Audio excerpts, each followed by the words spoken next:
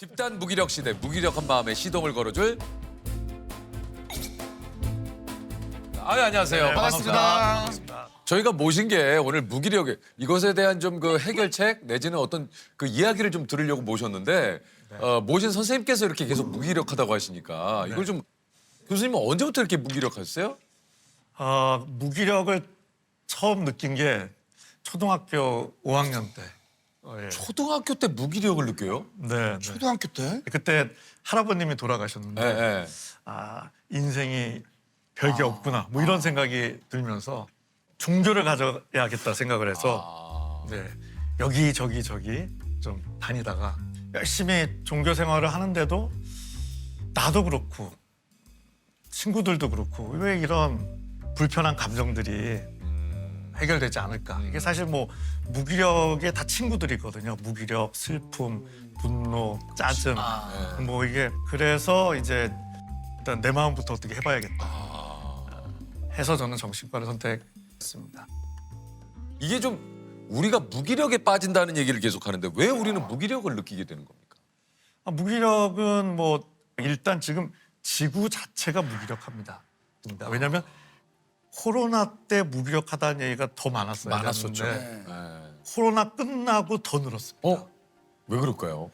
그래서 그 고민으로 또 오시는 분도 있으세요. 코로나가 끝나면 힘이 나야 되는데 더 무기력하니 나만 문제가 있는 거냐. 이게 좀 슬픈 통계이지만 이제 일본 같은 경우에는 지진이 있으면 2년차, 3년차에 더 증가하는 통계도 있고요. 우리 통계도 재작년, 작년 좀 더 증가했습니다. 그래요? 네. 코로나 이후에 무기력감이 찾아오는 걸로 되어 있습니다. 왜냐하면 그 코로나를 이기려고 너무 애썼기 때문에. 그게 꼭 뭐 코로나뿐만 아니라요. 뭐 굉장히 어려운 일이 있었는데 3, 4년에 걸쳐 잘 해결하고 나서 약간 후폭풍처럼 한 몇 년 무기력감이 오는 건데 그럼 이제 조금 그래도 좀 여유의 시간을 가져야 되는데 회복의 시간을 이게 맞물려서 더 촉발돼서 그야말로 대전환의 시기지 않습니까? 이 스트레스라는 게 이건 뭐 전반입니다. 산업 기술도 그렇고. 맞아. 너무 많이 바뀌어요. 이것도 뭐 알지 못하는데 또 새로운 기술이 나오고 지금 사실 AI 시대를 뭐 또 한참 얘기해서 AI가 뭔지 네. 근데 지금 뭐 양자 컴퓨터 얘기 나오고 지금 네. 뭐가 뭔지를 모르겠어요. 양자는 또 뭐야? 이건 또 이게 좀 무기력이 좀 구체적으로 나타나는 증상이 있지 않습니까? 그러니까 예를 들면 나는 뭐 밖에도 나가기 싫고 그냥 오로지 움직이기도 싫어. 아무것도 하고 싶지 않아. 이런 게 좀 무기력의 증상일까요? 어떨까요? 그렇죠. 일단은 이게 의욕이 떨어지는 거고 누워만 있고 싶어. 네. 씻어야 되는데.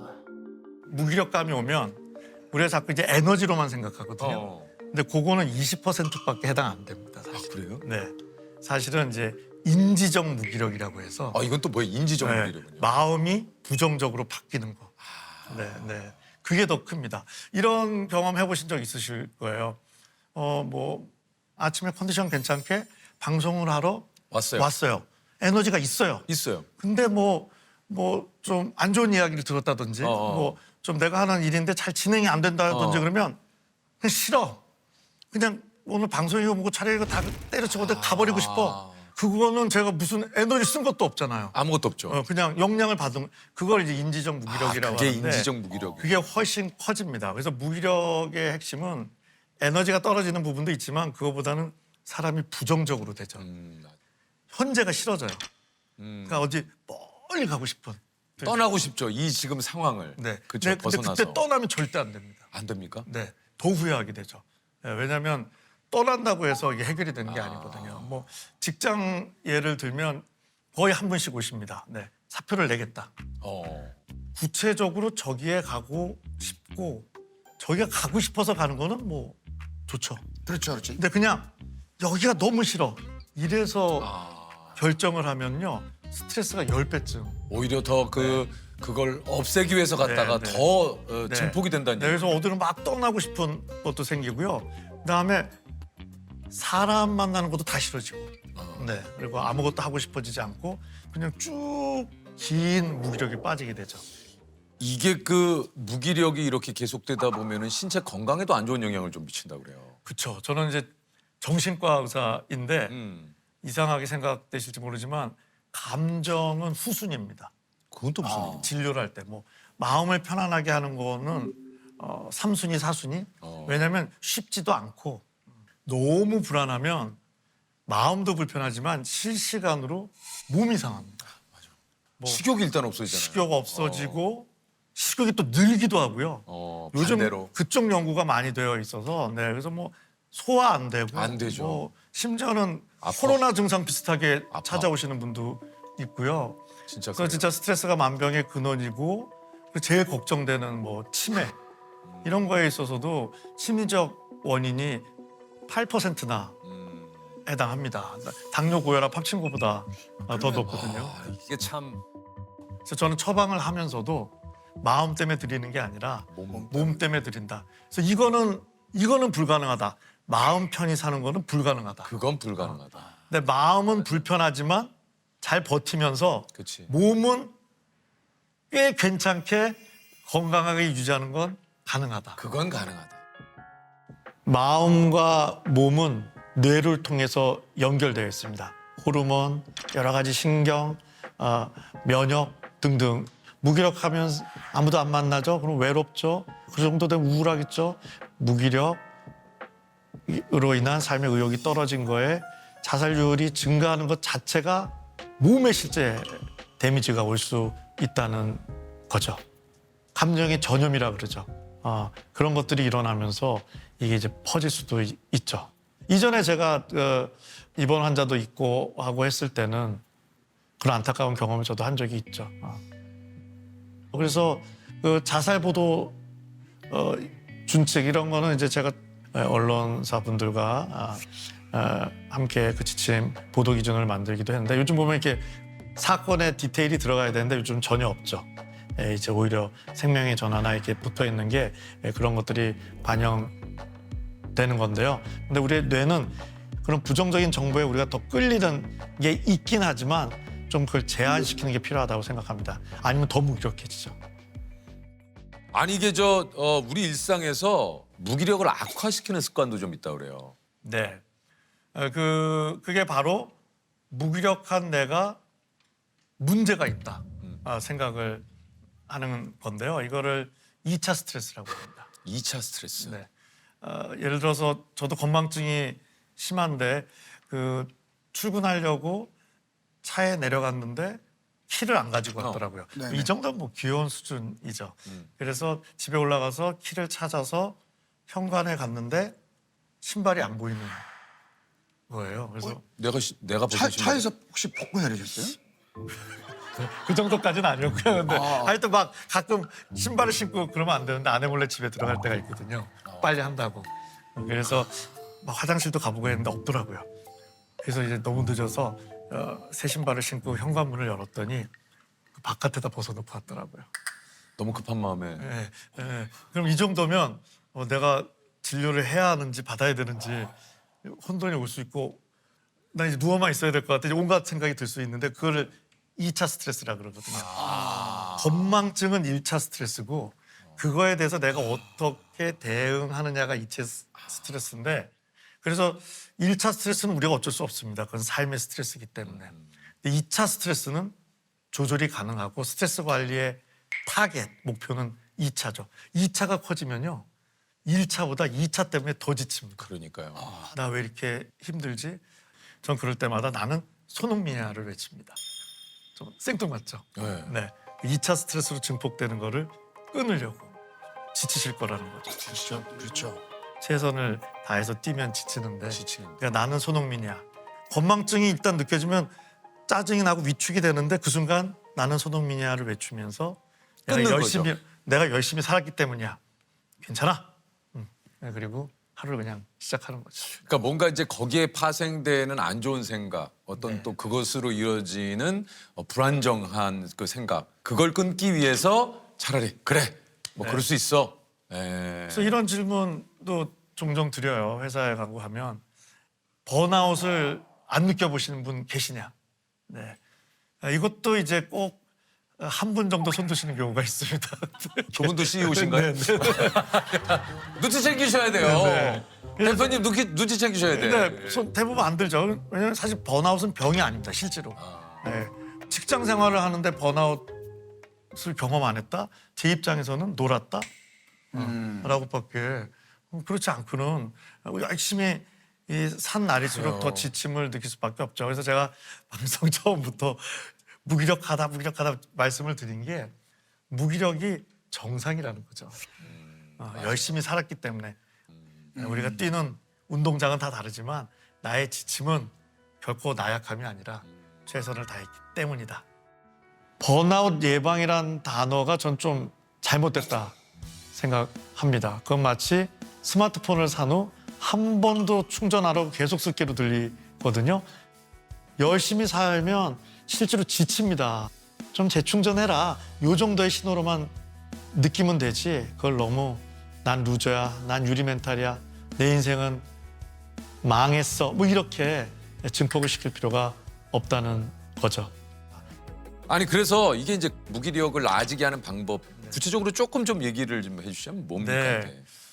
저도 이제 무기력하다 보니 도움 많이 받았던 게 오늘 하루만 버티기. 네. 이 버티자를 전 영어로 액티브라고. 액티브가 무기력의 세상에서 약간 좀 정의가 바뀌었습니다. 하고 싶은 일을 하는 게 아니라 하고 났더니 오히려 동기부여. 괜찮더라. 동기부여는 없지만 행동부터 하는 거죠. 일단 작은 하고. 거죠. 네. 최근에 고등학교 모임 했는데 5명이 나왔는데 다 5시까지 어떻게 하면 안 나올까 하는 얼굴이 보이더라고요. 그 좋다고 또 떠들고. 막상 나가보면 괜찮아요. 네, 맞아요. 나가기 전까지 막 아우 이걸 나가야 되나 오늘 날도 추운데 막 아, 왜 약속 잡았지? 그냥 나 딴 날이 좋은데 이날 또 나가면 좋아. 나가면. 그래서 이 버티자가 꽤 괜찮다는 거죠. 그래서 이게 말하다 보면 제 자랑처럼 될까 해서 좀 그렇긴 한데요. 자랑을 하시죠. 뭐. 네네. 예. 제가 너무 무기력해서 무기력이란 키워드로 책을 내야겠다고는 생각을 해서 저 재작년에 출판사랑 계약을 했거든요. 계속 안 쓰니까 무기력해서 작년 초에 더 안 쓰면 안 된다 이래갖고 고소까지 나왔는데 네네, 지금. 그래서 이건 빨리 써야겠는데. 너무 쓰기 싫어갖고 하지만 이제 버티자. 하루에 요만큼 수준만 쓰자. 그래서 책이 나왔어요. 오! 전혀 쓰고 싶지 않았는데. 그랬더니 책 홍보를 하라고 여기저기 또 나와야죠. 출연하래요. 그래서 막 버티자 이런 젠장 버티자 이렇게 나갔어요. 그걸 또 우연히 작가님이 보셨어요.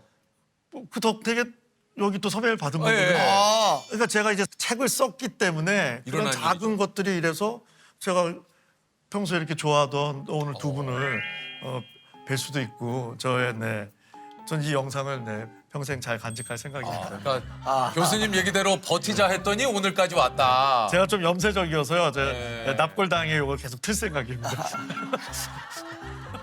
아니 근데 솔직한 제 생각입니다. 네네. 그다음에 제가 자주 말씀드리는 거는 저는 이제 낙천과 그 좀 긍정이라는 이 두 단어를 좀 제 맘대로 좀 분리해서 이해하고 있거든요. 낙천과 긍정을 어떻게 좀 분리해서 네. 얘기를 하시나요? 낙천은 불안한 일이 걱정할 일이 있는데도 걱정 안 하는 거. 그게 낙천입니다. 낙천적인 네네. 성격. 혹시 그런 알약 있으면 드시겠습니까?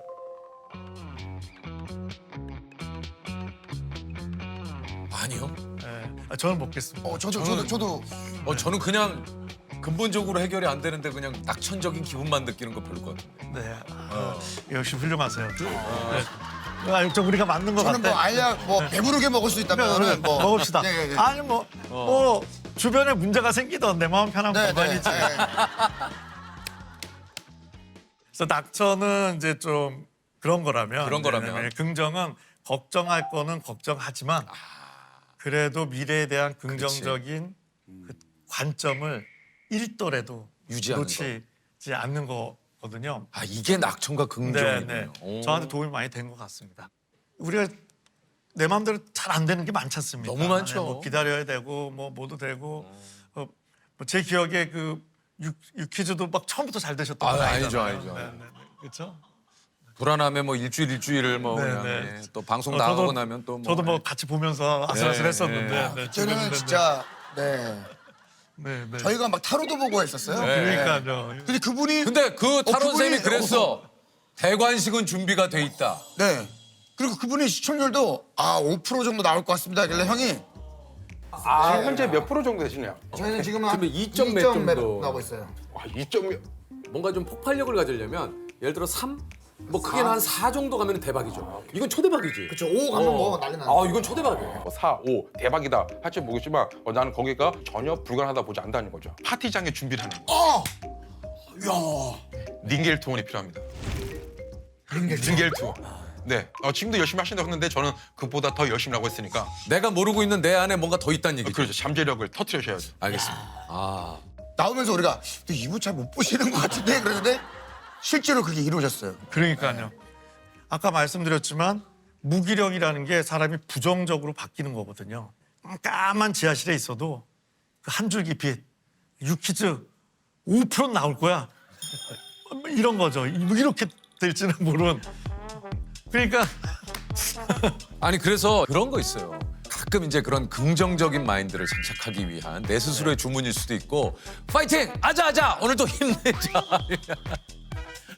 좀 그러니까 뭐 어떻게 보면 이게 셀프 긍정이라고 할까요? 그러니까 모든 일에 좀 긍정적인. 근데 이런 친구들이 가끔 보면 주변에 며칠 뒤에 링거 맞고 그러더라고요. 네. 뭐 제가 대표적인 케이스예요. 요건 어떻습니까? 셀프 긍정. 이거 중요하죠. 중요하죠. 근데 이제 무기력의 시대에는 그걸 한 90% 가져가되 하루에 1시간 정도는 괜찮아. 최선을 다했어. 그렇지. 그거를 이제 연민, 위로라고 합니다. 그래서 마인드 컨트롤과 그러니까 마음을 조종하는 거와 내 마음을 위로하는 거를 그래도 한 9대 1로는 좀 섞는 게 필요하다는 거죠. 제가 시청자분들께 10번만 화이팅하면 채널 다 돌리실 겁니다. 네. 왜냐하면 그게 나쁜 게 아닌데 그쵸. 우리 마음이 되게 이중성이 있거든요. 그래. 또 뭔지 너나 알아. 화이팅 하세요. 뭐 이렇게 이제